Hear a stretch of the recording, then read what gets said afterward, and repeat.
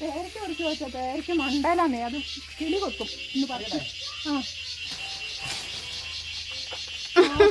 താഴോട്ട് വന്നില്ല, ഇടയ്ക്കിരിക്കുക.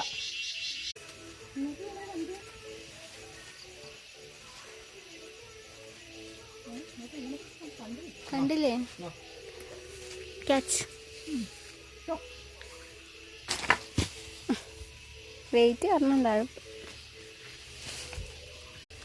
ഇതോട്ടോ നമ്മുടെ പേരയ്ക്ക. നമ്മുടെ ഒരുപാട് ഒടിഞ്ഞു പോയി കേട്ടോ ആ മഴയത്ത്. ഇത്രയും ഇതിലും വലുതാകും. നല്ല കുഴവായി. കിളി കൊത്താണ്ട് കിട്ടി. അടിപൊളി. പകുതിയും കിളി കൊത്തി കൂട്ടോ.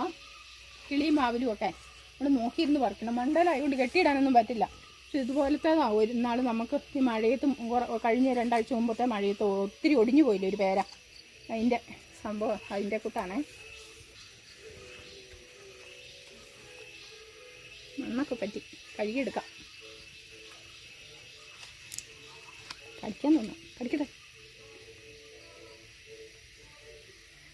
കഴുകിയിട്ട് കടിക്കാം. 2 പോയി. കൊല ഒത്തിയല്ലാത്തതുകൊണ്ടേ തോട്ടിയും കൊണ്ട് പറിച്ചുകൊണ്ട് അത് ഇതോടെ അടന്നു പോയി. 2-3 പോയി കേട്ടോ. സാരമില്ല. എന്നാലും കിളി കൊത്താണ്ട് കിട്ടിയില്ലോ.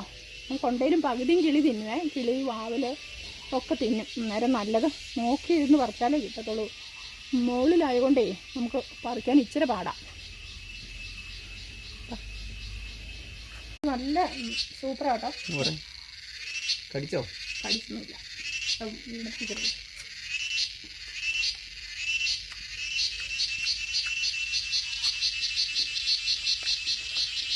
അതിലുണ്ടോ?